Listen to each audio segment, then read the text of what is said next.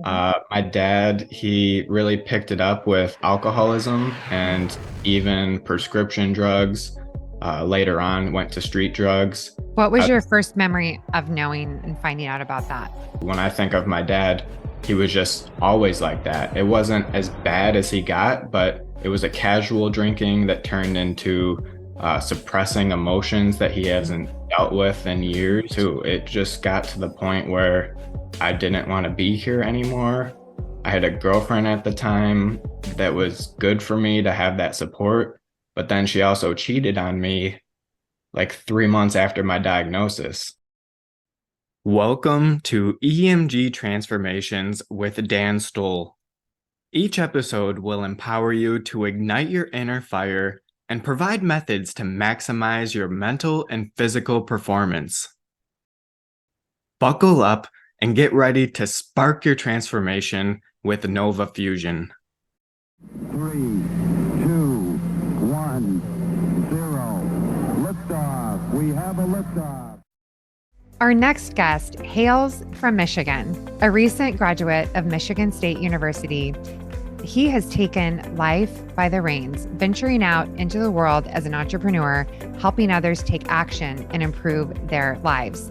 In 2015, he was diagnosed with ulcerative colitis, and this turned his world upside down.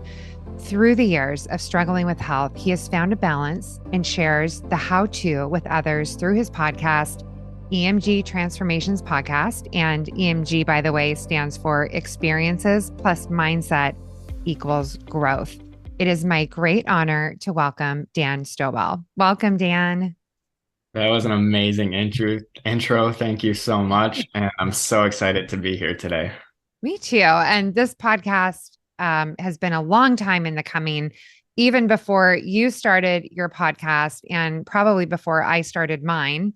I think we've been kind of going back and forth. Like, this is a great synergy. And so I'm really excited to have you and share your story because it is, wow, it's really amazing. Like, it's beyond the ulcerative colitis. And I would love for you to share with us just a little bit about where you grew up, and a little about your backstory, of what you went through growing up as a child. And let's get into where you are today.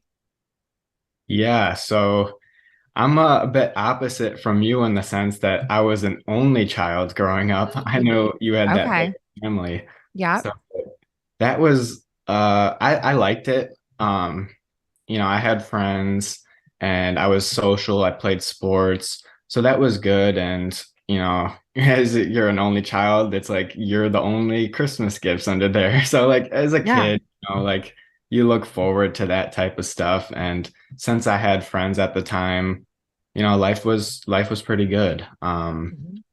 But then there's always that but. Mhm. My dad, he really picked it up with alcoholism and even prescription drugs. Later on, went to street drugs, and that was a really tough thing to manage. What was I- your first memory of knowing and finding out about that? oh, that's a good question. I don't have a first memory because that's all I could remember is Hmm. I was so young when he got bad that that's just what I knew. So when I think of my dad, he was just always like that. It wasn't as bad as he got, but it was a casual drinking that turned into suppressing emotions that he hasn't dealt with in years. Hmm. So there's a lot of things to that, but there's definitely some moments that I remember, but that first one, it was just that's just what it was. Like I didn't Wow. know any different because I'm an only child. I didn't talk to my friends about this stuff. So that's all I knew growing up. And did it manifest in ways of his absence from maybe sporting events or things at school, or just in your life overall? Because obviously, if he was self-medicating, then he wouldn't have been able to show up for himself or for you in the way that he could have. Yeah, that's interesting. And I've never thought about it that way because he was never involved really in my basketball unless my mom dragged him to it. So I would play pretty much like around the year, very competitive. And it was my mom and my grandpa always taking me to those. And even just like we had a basketball hoop outside, and that's something that just get some rebounds for me. Let's just, have this time together. But that was always pulling teeth. And I can't really remember many times where we did that. I would have my friend next door. So that kind of, solved the problem in that sense. But, it would have been nice to have more of a father figure Mhm. because he was always more of a friend than a father. And, that was helpful because my mom was very strict and she didn't really want me to go down the path that he did and Mhm. just have good friends in my life. So I was always in this weird place of total confinement. You have to come home at 8 p.m. You can't stay out past 9, even if it's your friends at your neighbors. And then my dad is just, yeah, go do whatever, have fun. So that was a weird tightrope for me to walk. And yeah, I mean, I've really never thought about that way, but things got really bad from fourth to about 10th grade, Mm. and he was bouncing in and out of rehab, jail a couple times for DUIs. And, I didn't have any ways to cope, no one to talk to.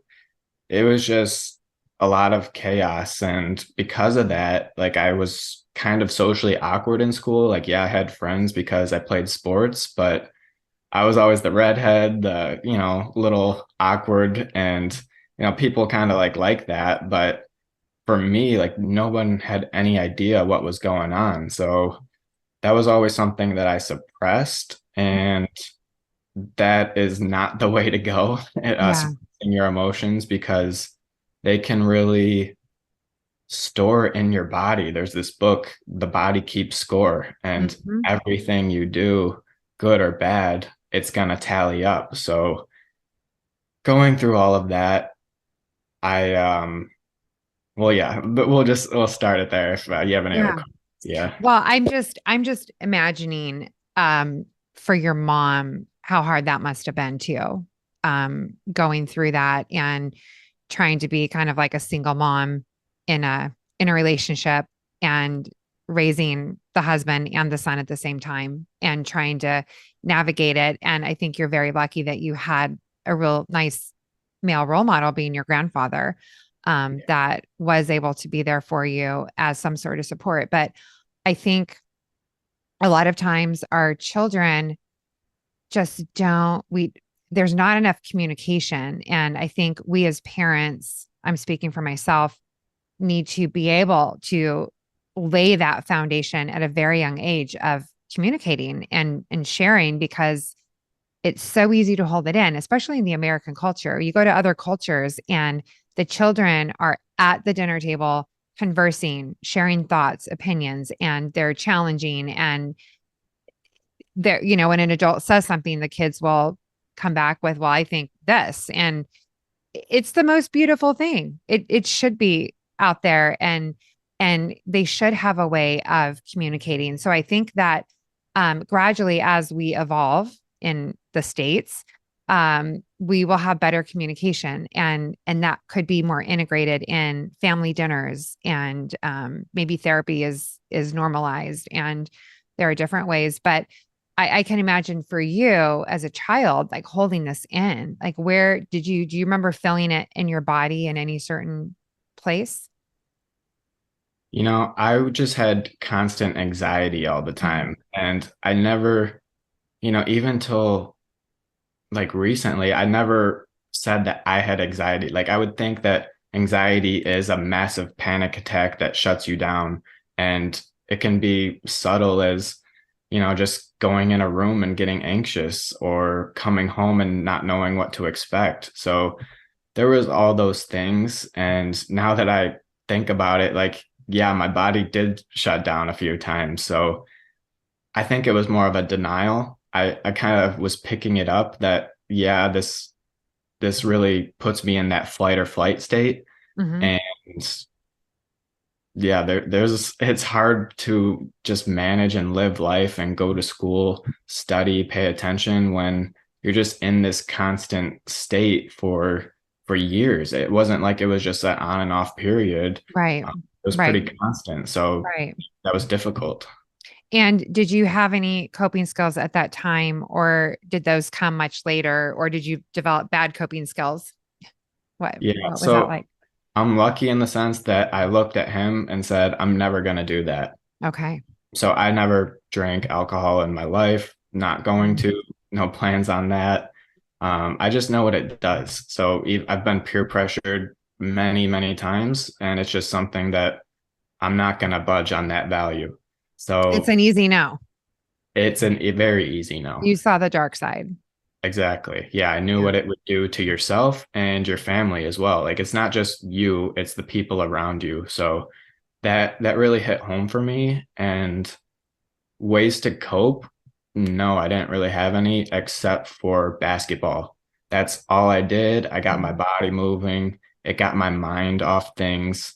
And I would have friends in that, like some of my closest friends are from basketball. So that that's my coping skill. And that's something that I truly love too. So it's not just that I found the sport that I'm good at. Like I still play 3 days a week with a group of guys. And that if I didn't have that, like I could have, because I was an angry kid. I really Mhm. was. I was an angry teenager, angry kid. I didn't, I wanted to change things. I felt like I could. I had to be the man in the house at certain points. And, I was like, it got to this point where it's like overthrowing in a sense, like Yeah. you're not responsible. And I felt like I could hold my own ground at that point. So if I didn't have those coping methods, that community of the basketball brothers, it could have went down a different path for sure. Did you feel at the time, and did you notice when you were playing basketball that you just kind of evacuated, or was it just that you did it because you loved it? Did you feel anything? Both. Yeah. Like I knew it was a good way for me to just get some of that stress out and Mhm. that anger because, like you're running up the court, you're getting physical with guys, like it Mhm. just gets it out of you. So Yeah, that was my way to just get it out, really. that's good. And so I think this is when you really start coming into your body and how you feel, because we all come into it at different times and we all come into it different ways. And I think for everyone listening, if you're not in tune with your body and you don't know how to recognize the red flags and what certain things are in your body, as you mentioned, anxiety, I think it's really important to get in tune with that, however it is, whatever it is, and start observing your life, right? So you're moving through, you graduate high school, and where does that take you? Well, there's a big roadblock in between there. So, Okay. yeah, I got diagnosed with ulcerative colitis weeks before going into my senior year. Wow. So I made it for the first like week and a half, 2 weeks, and then I was homebound for the rest of the year. Ugh. And yeah, my illness just kept progressing and getting worse. I was literally just in the bed or in the bathroom. Like there was no other places that I was for that like 9 month period and Mhm. more than that. But so I ended up getting through school. I still graduated. I'm teaching myself through the book. I don't have a teacher really. And I ended up walking graduation. And then 4 days after that, I have the first of two major surgeries that removed my entire colon. That there's nothing I could have done to prepare for that. Um, I had a surgery consultation with a pediatric doctor. That was this horrific 3-part surgery. I stopped listening to him after 5 minutes. I was in denial about my illness a little bit, but at the same time, I was like, no, I'm not going to let someone do that to me. Mhm. And I ended up seeing an adult surgeon because I'm 17 at the time. My body's developed a little bit, and they have a better 2-part surgery, and I was still in denial going into it, but I was listening and I realized that, okay, I actually do need the surgery. I can think that I'm going to get better all I want, And ironically, at the time, my dad's dad, my grandpa, he had, I think, pancreatic cancer, stage 4. Mm. Wow. And he had the same mindset too. Like he was getting his green drinks at that time. And this was this really stubborn farm guy that he's just like this rural guy. Hmm. And for him to say green drinks, like that was a like what? Like what's this guy Not doing? bacon and eggs. Yeah. Hash Yeah, like browns. Yeah. yeah, Biscuits and gravy.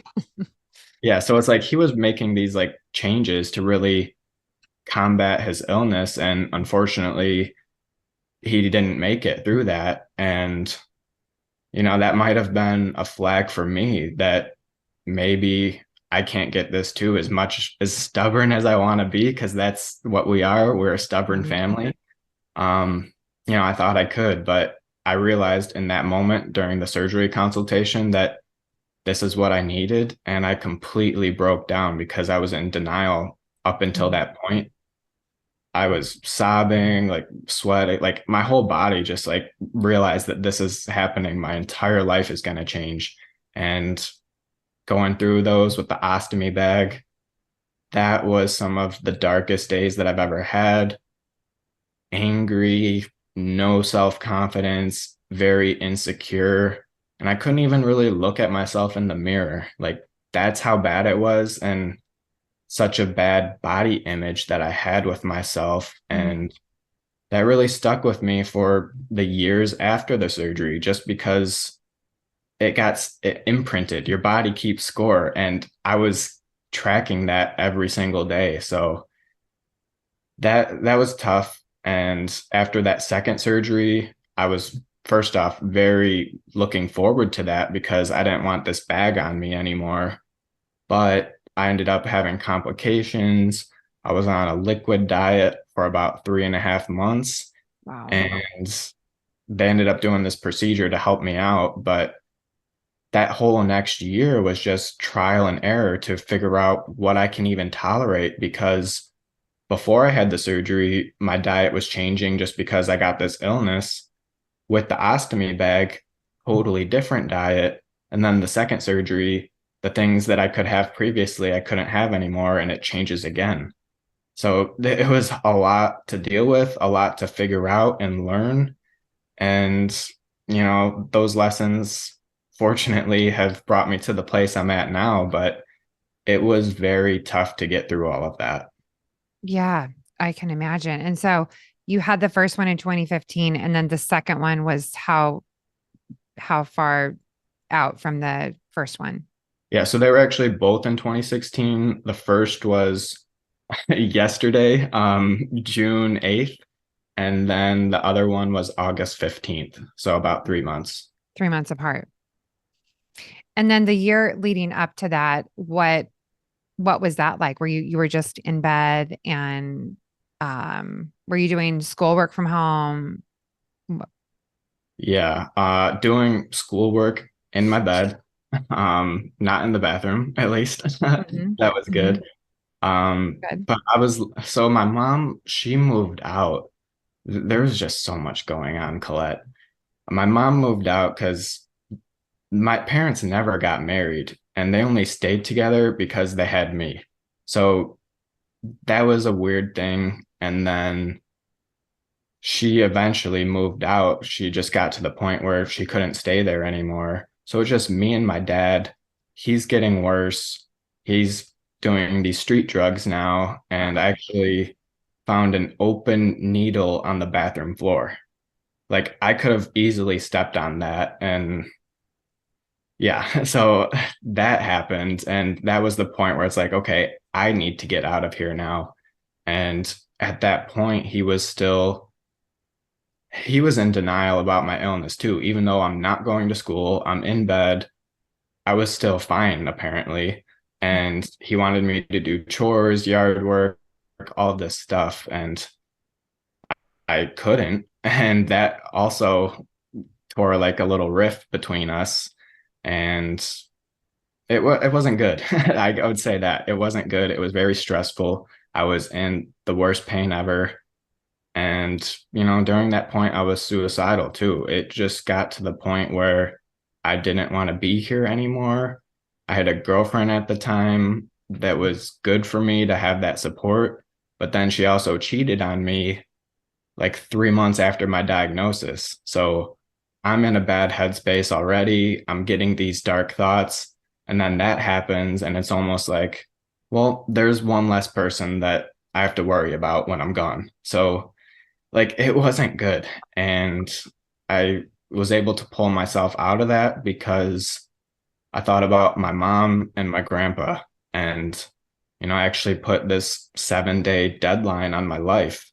Wow. And as the days got closer, I thought about them more and more and how it wouldn't be fair for me to transfer all of that pain that I'm going through onto them. And, even though I wouldn't be here anymore, they would have to live with that for years. And I couldn't do that. So that was my why for a long time, to just still be here for the ones that believe and support in me. And, that got me through those very, very dark times.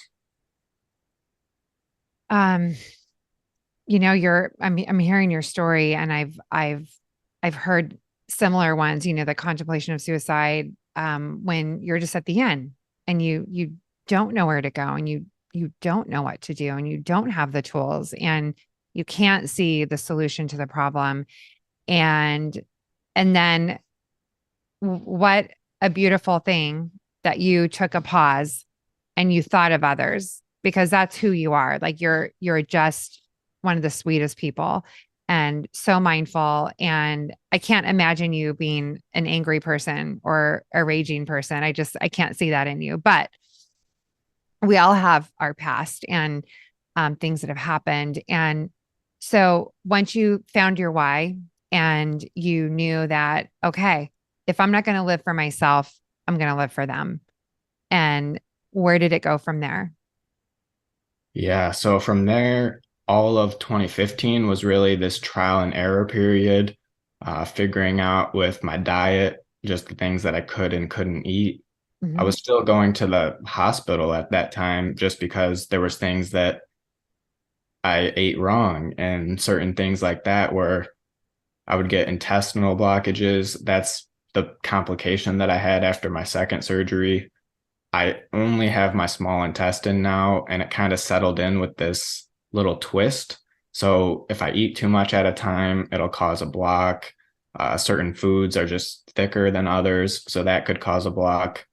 It's just this whole thing that I had to figure out, and I still battle today. But through those years of trial and error, I've kind of figured it out at this point, and I don't really go to the hospital at all anymore.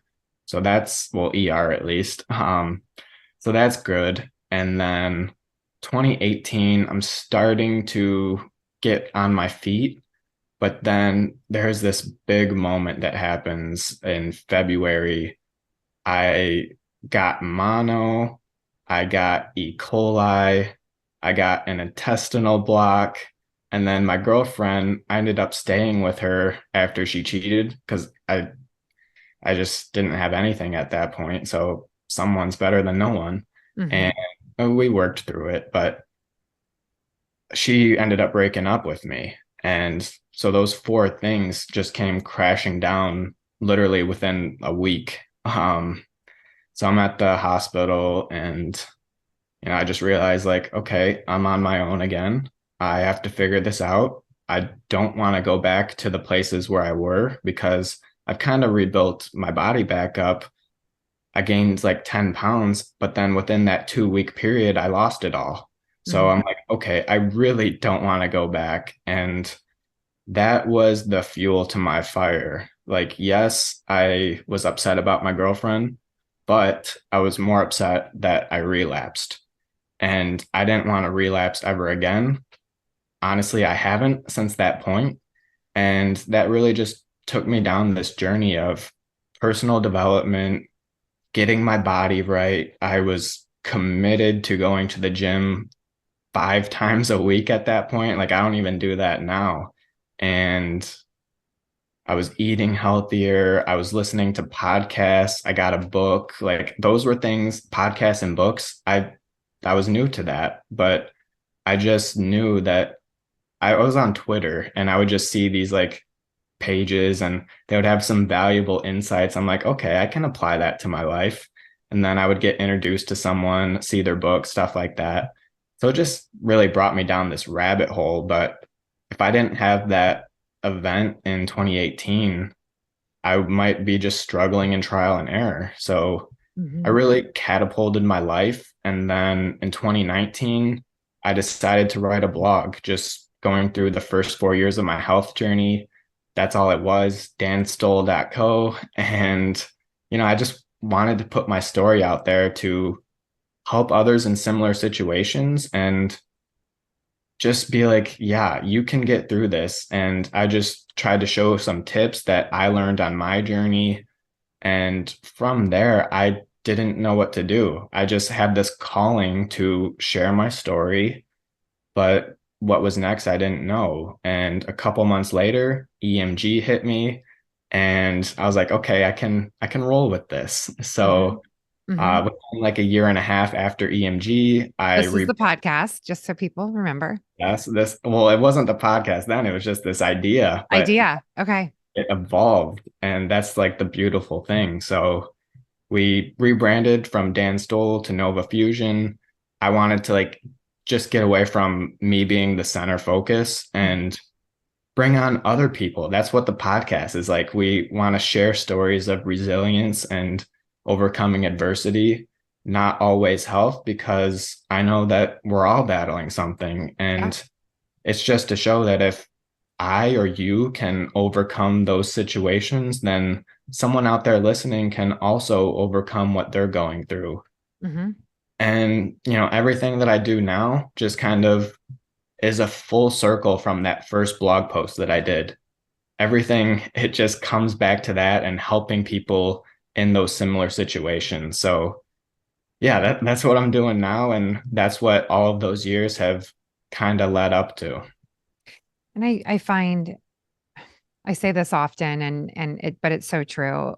The people that have had the darkest experiences and have touched the depths of their soul have usually the most brilliant, bright story because they can share with you, hey, I've been here and now I'm here. And I know you can too, which is why I started my podcast, which is why you started your podcast. It's sharing stories of hope and healing and resilience and the how to. How do you do it? And for everybody, it's a little different, right? And that's what I love. And so whether it is a health journey or it's emotional journey for you, it's all correlated and it's all connected because wellness is not just food, it's not just exercise, it's not just meditation, it's healthy relationships and mindfulness and community and really being intentional about what we're doing and what we are consuming and whether it's social media, the internet, relationships, but consuming healthy.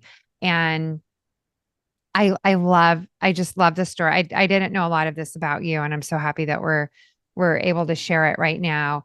And I want to ask you, like, when you developed that EMG, what was it inside? Did you have an end goal vision, or was it just like one word that stuck out to you of where is this going? Or was it just following that little inner voice? And what was it for you? Yeah, I think it was that little voice that you just Mhm. mentioned. Mhm. After the blog, I was really like, okay, what am I gonna do next? Because I can't just put one thing out and be done. Mhm. So I was looking for like maybe a tagline or that's what it is now. But I was just trying to like come up with this catchy phrase or something. And I don't necessarily, I wish I had like a good story for this, but I don't know how necessarily EMG came into existence, but it did. And I think it was more so the experience. I wanted to like make this equation probably. So I did experience plus mindset equals growth. And that's truly a reflection of my journey, but also it's very universal. we have to go through experiences, and until we learn from them, we're not necessarily going to get that growth, because if we just stay with this fixed mindset, the same thing can happen over and over. Mhm. But until we make those tweaks, then nothing's going to really change. So I think just finding this universal message, that was the big part for me. I think too, I can imagine what it was like for you or anyone that when you still yourself enough and you quiet the mind and hearing that guiding voice for the first time and listening to it and saying, I hear you. And yes, like let's go. Let's do it.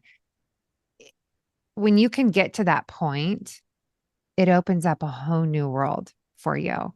And that's what I think for me, the meditation is being able to quiet the mind and the noise and everything that's going on. There's things that happen in our life every day, and we can't stop that. But what we can stop is for 10, 20, 30, 60 minutes, and we can be still and we can center ourselves and we can listen.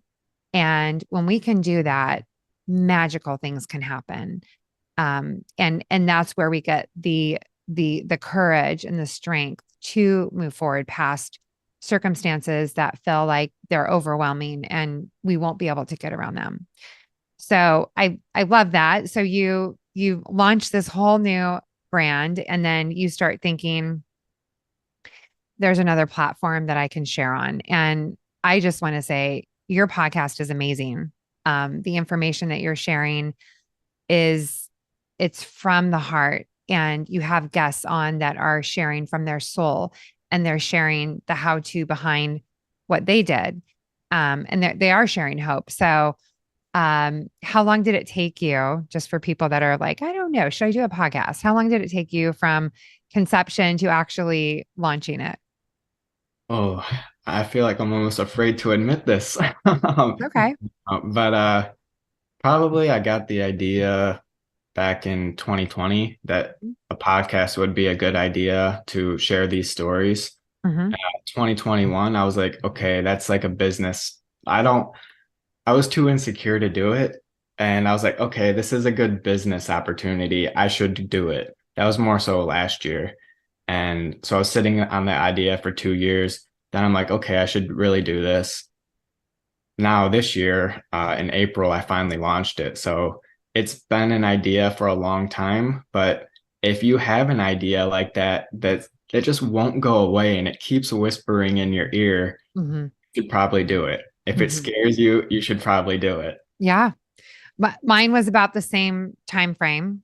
Okay. In 2020, I got this seed planted in my head that I needed to have a podcast, and I had different roadblocks along the way, but inside of me, I knew that there wasn't a doubt that I would be launching one. It was just wasn't the right time. And there's also that. So when you do have that whisper and you do have that desire, sometimes it's just being able to also step back and say, okay, universe, God, whatever, guide me and let me know when it's the right time. And then you'll know, and ask for signs, ask for guidance, and try. Don't just sit back and say, when it's going to happen, it's going to happen. It's not like that. You have to put in the work and the effort.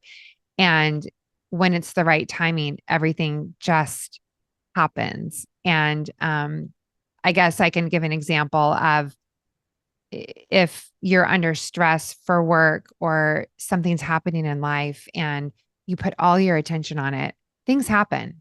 You get them done and you look back and you think, I don't even know how I did that.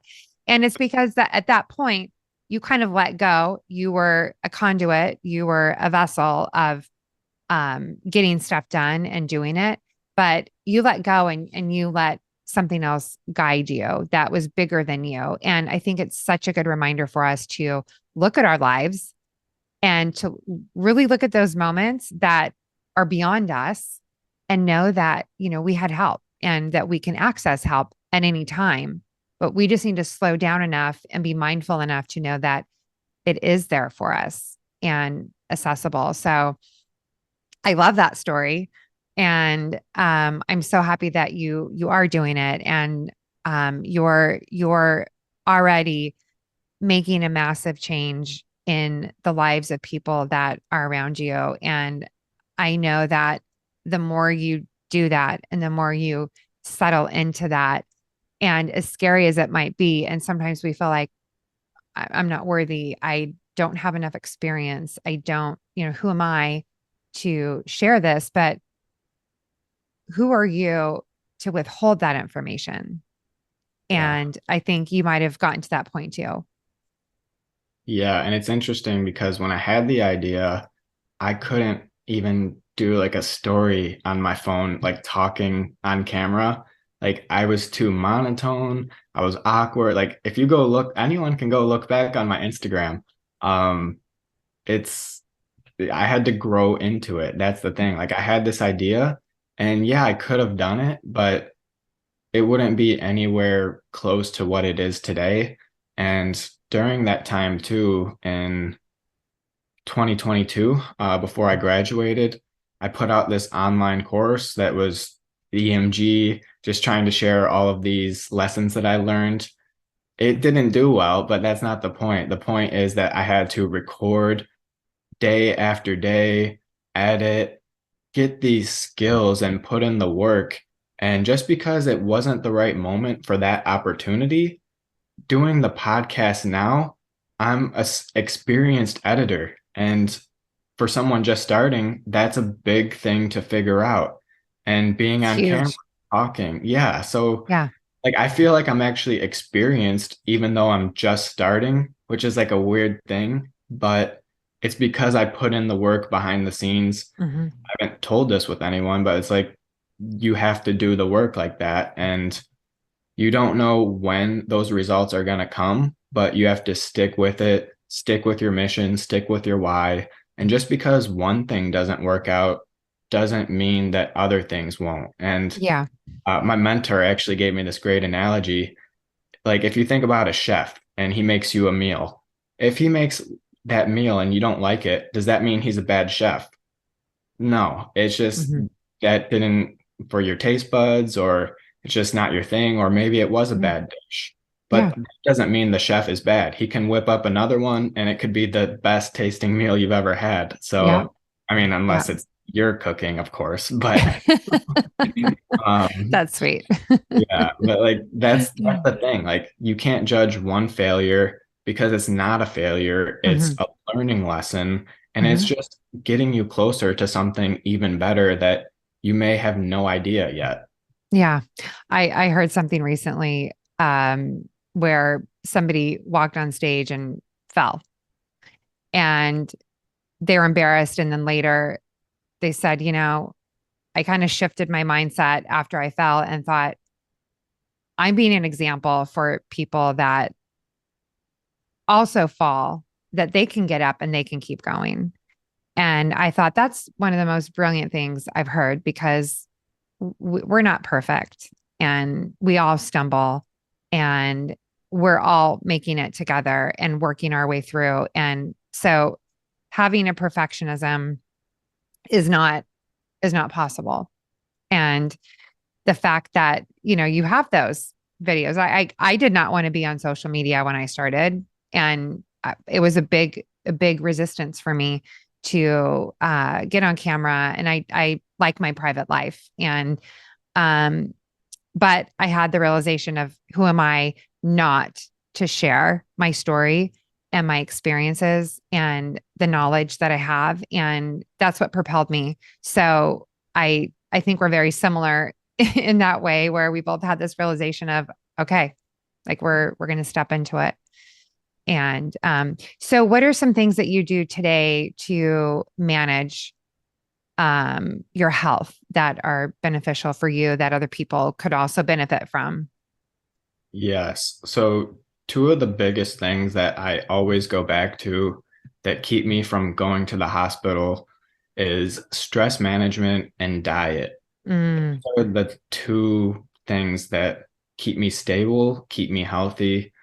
And if I just kind of do those two, I'm in good shape. But you need to exercise. There's other things like cold plunging.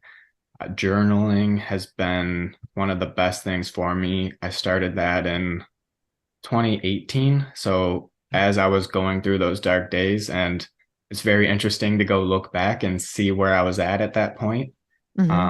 Highly recommend anyone out there to start journaling if they don't. Because like I literally got like 4 of them now, and it's just like this stack of 1,000 pages. It's just a very cool thing to do. And I think something that we talked about is looking at your progress. I Mm-hmm. can see how far I've come, and that's a beautiful thing. And it just helps you continue that mindset of I've never arrived and I can continue to keep going. There's no stagnant spot. So that has really helped me. And finding the right support system, having just good people around you with the same values, the same Yeah. lifestyle, so you guys can grow together. Relationships can be a tricky topic for sure. Mm-hmm. Some of the best things that have helped me with that is setting boundaries. Uh-huh. Unfortunately, I haven't talked to my dad in probably 6+ years now. Wow. It's something that I had to do for me. Mm-hmm. And throughout the years, I'm a kind person, and I feel like, I could reach out and maybe there's some things that I could do to help.